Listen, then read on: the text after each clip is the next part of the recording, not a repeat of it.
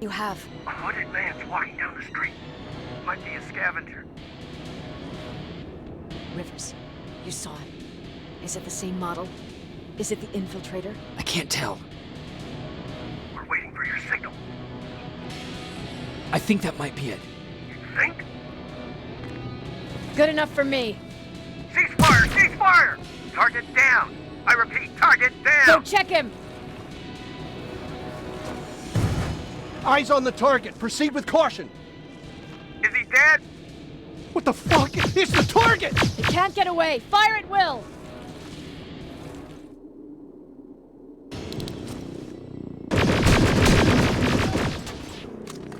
It's in the open. It's a fucking machine.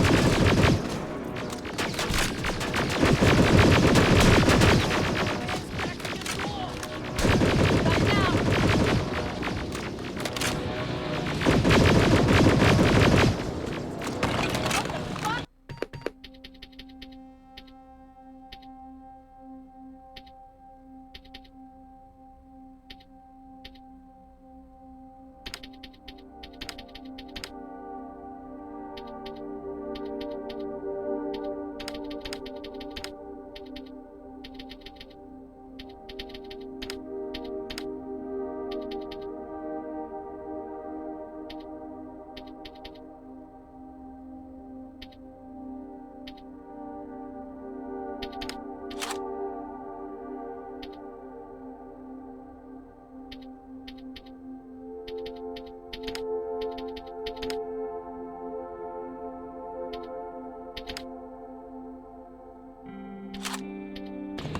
Everyone on me!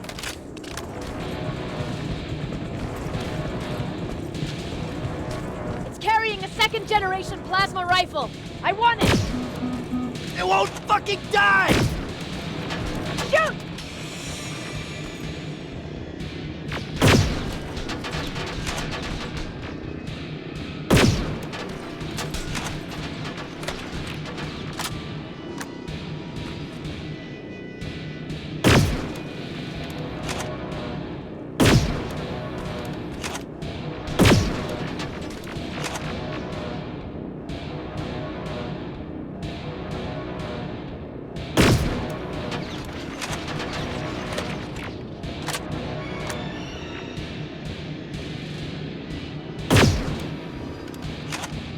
It's on the move!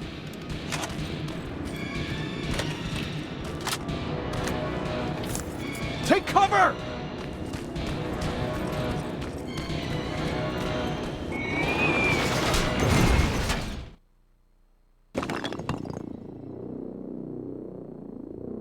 It won't fucking die! Shoot!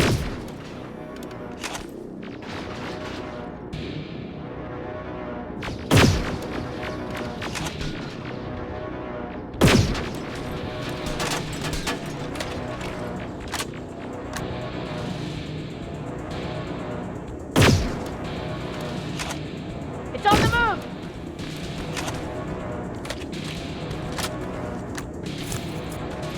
Take cover!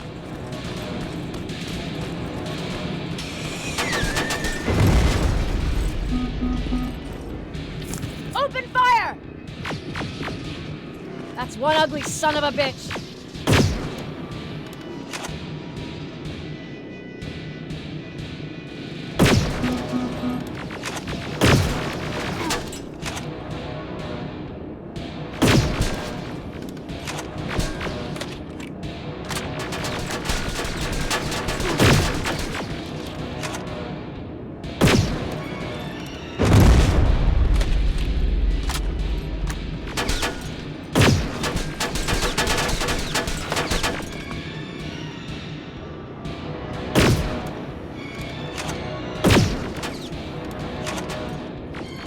Not again! Follow it!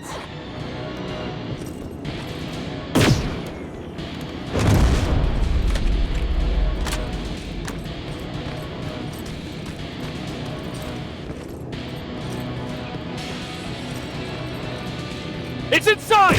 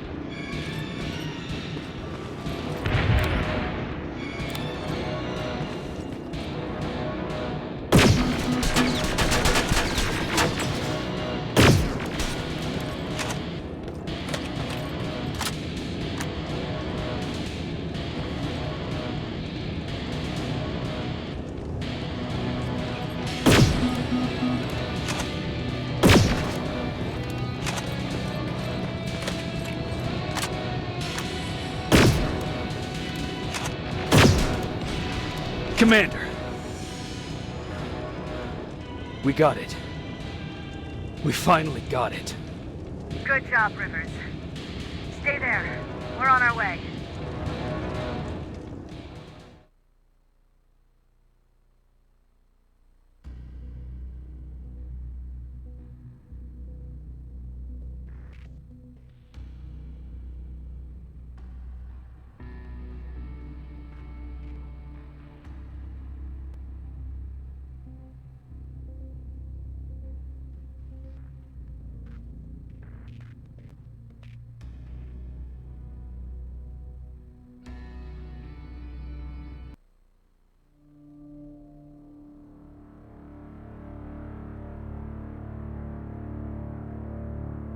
There was no doubt anymore.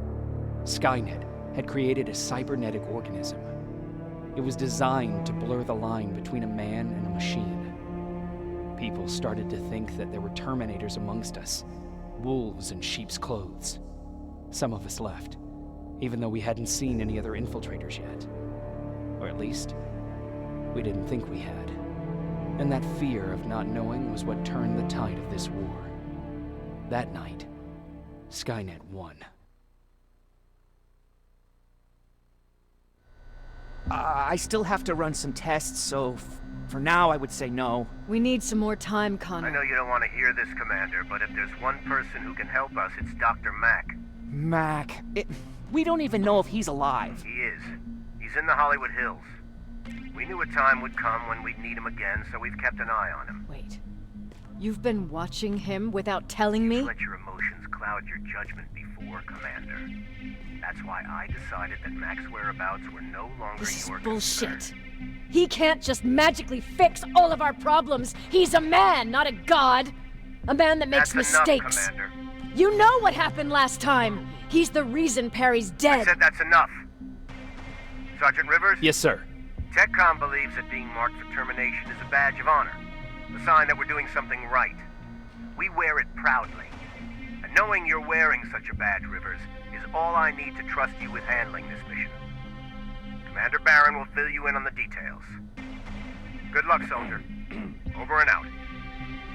Looks like you're going to Hollywood Hills. Dr. Edwin Mack is the one who taught us how to use Skynet's weapons, so there's a chance he can do it again. Take him that second-generation plasma rifle and see if he's able to reprogram it. If we want to use Skynet's weapons, we need to bypass their encryption lockouts. How will I find him? He's obsessed with surveillance. So when you get there, look for any cameras, biometric sensors, or any other tech stuff. He should be around. That's it.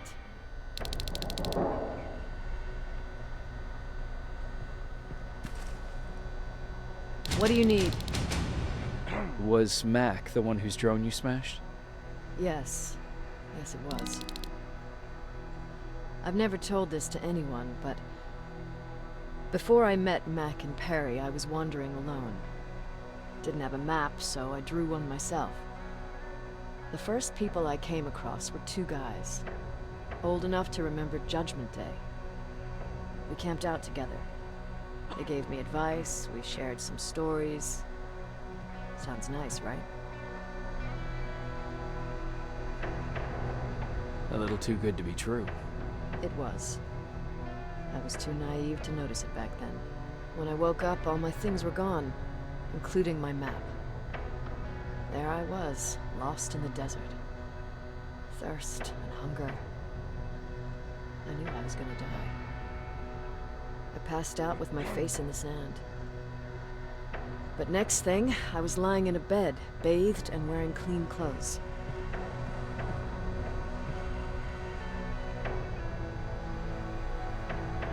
You're lucky someone found you. Someone did find me. Too bad it was Skynet. Through the window, I saw thousands of Terminators. First, I thought it was a work camp, but it was something else. A Skynet research facility. They kept me alive, but I didn't know why. I thought I was the only human there. But after a while, someone came into my cell. A man. Well-dressed, clean-shaven. You want to take a guess who that was?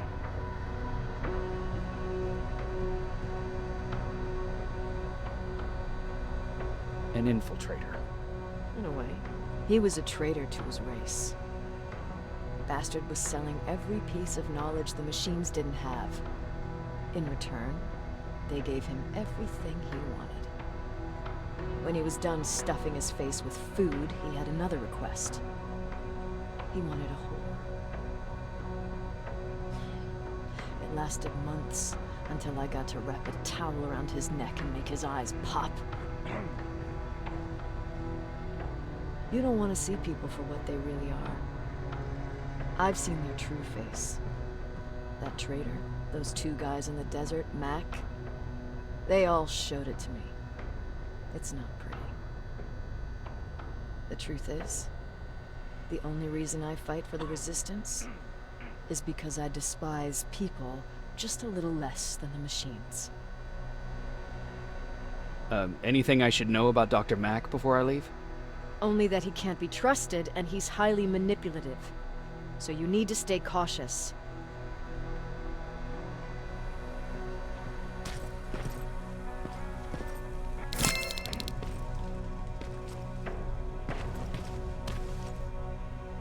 Sure, let's trust someone who gets called Dr. Death.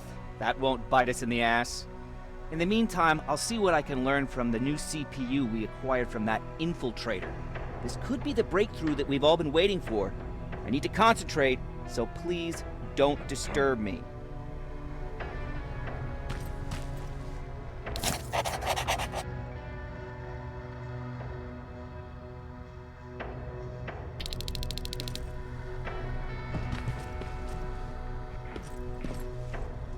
Jacob, do you have a minute? Of course. I've heard that you're going to Hollywood Hills. Well, with Baron yelling like that, the whole shelter heard. He wanted me to tell you if I needed anything, so here it is. When you get to Hollywood Hills, could you stop by my old house? It's near the Griffith Park tennis courts. I wonder if Peter went there and left something for me. I know he'd be stupid to go there, since now it's behind the Annihilation line, but then again, he was always full of stupid ideas. I'll see what I can do. Thank you. Look at him. He never talks to anyone. He just sits there. I bet he's one of those machines.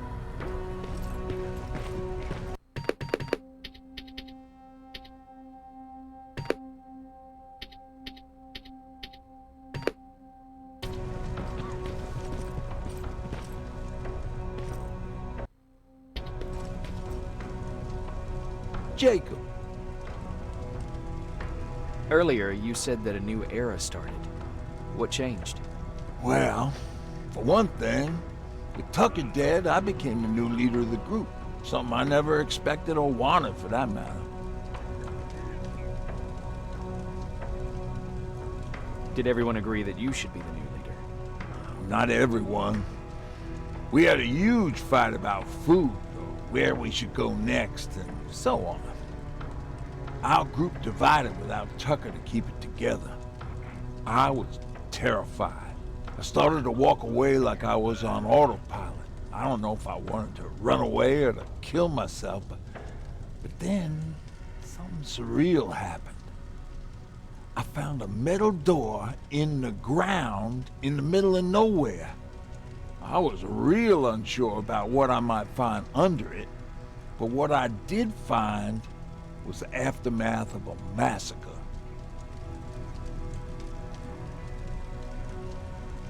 More Terminators? That's exactly what I thought at first, but it turned out to be something even more scary. It looked like they decided to commit suicide. I couldn't understand it. To me, they had everything. Food, water, they even had a case of beer.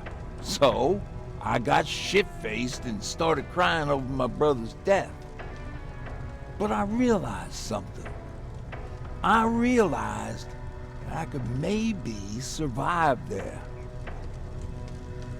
Did you stay there by yourself? No, I told everybody about the place. I felt I owed them. After that, we were all right. That night, I learned two things. Firstly, that it's okay to be scared. Secondly, that there are two sides to everybody. Ironically, me being a scaredy cat turned me into a good leader. And that's how I found that place, and that's what motivated me to help others. But Tucker, he was a leader from the start. But he had an ugly side, too.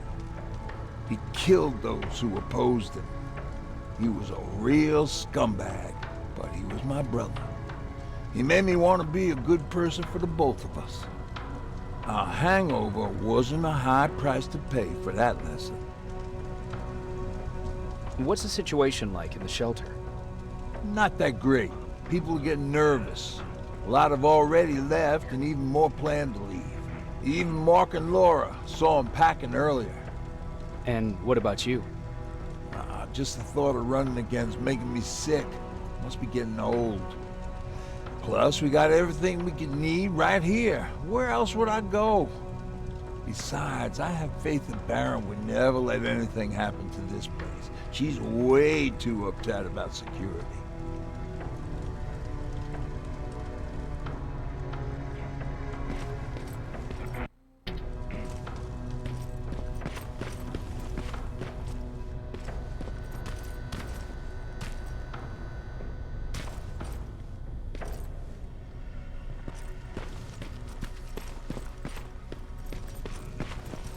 Why do you think Skynet does it? Everyone's leaving. I think we should as well. Yeah, but where to?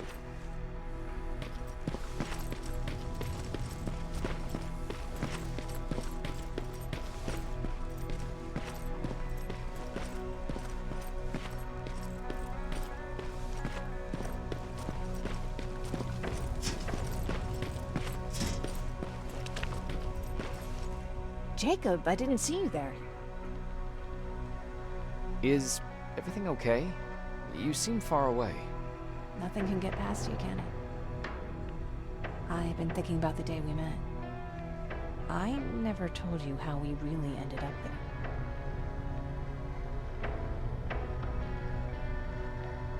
You can tell me anything. I know I can. That's why you're the first person I'm telling this to. That day, loud hammering woke me up. When I came downstairs, I saw my father nailing the window shut. Through the crack, I saw them coming. Hundreds of metal heads and their red eyes. Even though they're just empty shells, I could feel the hate radiating from them. What did your father do? He said that the machines wouldn't take him alive. They kept hammering away. We argued for a minute or two, and I tried to pull him away from the window. He pushed me away. I tried it again, but he shoved me. This time I fell. I didn't recognize him as he was reaching for a shotgun. He said, I shouldn't worry about the machines. They wouldn't hurt us. I don't even remember how. But the gun was already in my hands. Closed my eyes and went someplace else. Didn't even hear the shot. I didn't hear Patrick's steps either. Did you lose consciousness? I guess I did for a moment. It was the taste of blood on my lips that woke me from my trance. I threw the gun away, grabbed Patrick, and tried not to notice the hole in my father's unmoving chest. As we ran, I could hear them coming, so we found somewhere to hide. Then you came. I wanted to tell someone about all this, but I was afraid to. I'm glad you did. I am too. We talk a lot about how heartless the machines are. And I started to think that maybe I was too. I probably would have convinced myself of that if it wasn't for you keeping me sane. Thank you for everything. I never thought I would find a friend in times like these. Where are you going? I'm going out scavenging. Don't worry. I'm past thinking about running away. Knowing how much you'd miss me made me not want to leave. Where's Patrick? He's getting ready. I'm taking him with me. I figure it's time for him to see what's out there.